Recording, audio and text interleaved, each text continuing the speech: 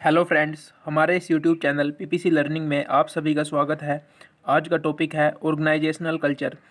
इस टॉपिक के बारे में पूरा पढ़ने के लिए इस वीडियो को लास्ट तक देखिए और अगर आपको वीडियो अच्छी लगी तो वीडियो को लाइक कीजिए, शेयर कीजिए। तो आइए शुरू करते हैं। व्हाट इज ऑर्गेनाइजेशनल कल्चर, यानी हम ऑर्गेनाइजेशनल कल्चर को डिफाइन किस तरह से कर सकते हैं। Organizational culture is the set of assumptions, beliefs, values, and norms that are shared by an organization's member. Organization जो कल्चर जो है वो एक सेट है assumptions का, beliefs का, यानी values का, norms का, जो एक ऑर्गेनाइजेशंस के मेंबर्स द्वारा शेयर किया जाता है। यानी जितने भी मेंबर ऑर्गेनाइजेशन में काम करते हैं उनके आदर्श, कल्पनाएं, वैल्यूज, ये सभी ऑर्गेनाइजेशनल कल्चर में आ जाते हैं। It signifies the unofficial aspects of the organisation instead of its professional aspects. यह जो होता है यह अनऑफिशियल एस्पेक्ट्स का प्रतीक होता है, यानी कि प्रोफेशनल इसमें नहीं होता, इसमें ज़्यादा अगर अनऑफिशियल काम या पहलू आ जाते हैं। Culture also provides guidelines regarding training and development of the employees. It states the kind of knowledge and abilities required by the employees to give better performance in the organisation. ये जो culture है guideline provide करता है training और employees की development के बारे। इससे कोई भी ऑर्गेनाइजेशन अंदाज़ा लगा सकती है कि किसी भी एम्प्लॉय के बेटर परफॉर्मेंस के लिए उसे क्या क्या नॉलेज और उसकी एबिलिटीज़ क्या होनी चाहिए, यानी वह किस तरह से अपना आउटपुट बेस्ट देगा। तो इस तरह से हम सिंपली ऑर्गेनाइजेशन कल्चर को डिफ़ाइन कर सकते हैं। इस वीडियो में इस टॉपिक से रिलेटेड शॉर्ट नोट्स भी आपके पास अवेलेबल हैं, तो प्लीज़ इस वीडियो को पूरा देखिए।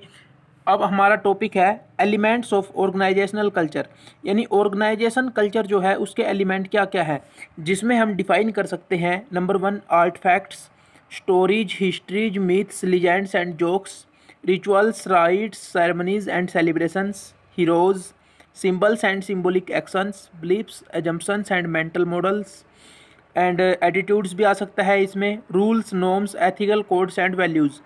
अब हम इन सभी पॉइंट्स को आगे थोड़ा थोड़ा डिफाइन कर सकते हैं, जिससे ये टॉपिक और भी अच्छे से एक्सप्लेन हो जाएगा और आप इसको थोड़ा थोड़ा और डिफाइन पक्का कीजिएगा। जैसे कि आर्ट फैक्ट्स में हम डिफाइन कर सकते हैं कि आर्ट फैक्ट्स में हम बोल सकते हैं कि the tangible things which represent a culture are called artefacts. यानी कुछ वास्तविक चीज़ें जो कल्चर को दर्शाती हैं वो आर्ट फैक्ट्स में आ जाती हैं। इसमें हम बोल सकते हैं कि जैसे कंपनी का पहला प्रोडक्ट क्या था, इस तरह से कुछ भी चीज़ें हो सकती हैं जो आर्ट फैक्ट्स में आ जाती हैं। फिर आ जाती हैं stories, histories, myths, legends and jokes. इन सभी के माध्यम से भी ऑर्गेनाइजेशन कल्चर को डिफाइन किया जा सकता है। फिर है rituals, rites, ceremonies and celebrations. ये जो है रिचुअल्स होते हैं जैसे रीति रिवाज, इन सभी के माध्यम से ऑर्गेनाइजेशन कल्चर होता है जो उसकी झलक देखने को मिल जाती है, यानी ये भी एक महत्वपूर्ण एलिमेंट है ऑर्गेनाइजेशन कल्चर का। रिचुअल्स में हम एक और बात बोल सकते हैं कि ये रिपीटिटिव होते हैं नेचर में, यानी ये आते रहते हैं। और अब है नंबर 4, हीरोज, जिसको हम डिफाइन करेंगे कि हीरोज को हम सिंपली समझ सकते हैं कि कोई भी व्यक्ति जो किसी ऑर्गेनाइजेशन में या किसी भी फील्ड में रोल मॉडल होता है वो हीरोज बोला जा सकता है, यानी उसको हीरो भी बोल सकते हैं। अब है सिंबल्स एंड सिंबॉलिक एक्शन।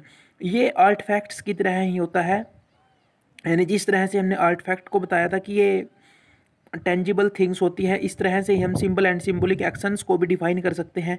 फिर है beliefs, assumptions and mental models. और नंबर 7 है एटीट्यूड्स। ये एक बहुत ही मेन फैक्टर है, इसको हम सिंपली समझ सकते हैं कि जैसे किसी सेम कल्चर के दो बंदे आपस में बात कर रहे हैं तो एक दूसरे को अपनी बातों से ज़्यादा प्रभावित करना चाहेंगे कि मैं इसके बारे इतना अधिक जानता हूँ। और नंबर 8 है rule, norms, ethical codes and values. इन सभी पॉइंट्स के द्वारा हम एलिमेंट्स ऑफ ऑर्गेनाइजेशन कल्चर को भी डिफाइन कर सकते हैं। और इस तरह से हमारा ये जो टॉपिक है एलिमेंट्स ऑफ ऑर्गेनाइजेशन कल्चर भी कवर हो जाएगा। हमारा टॉपिक है फैक्टर्स अफेक्टिंग ऑर्गेनाइजेशनल कल्चर, यानी कि जो ऑर्गेनाइजेशन का कल्चर है उसको कौन कौन से फैक्टर हैं जो अफेक्ट करते हैं, जिसमें नंबर 1 आ जाएगा traits of individuals in an organisation. इसको हम सिंपली समझ सकते हैं कि जो ऑर्गेनाइजेशन कल्चर होता है वह डेवलप होता है ऑर्गेनाइजेशन में काम करने वाले इंडिविजुअल से।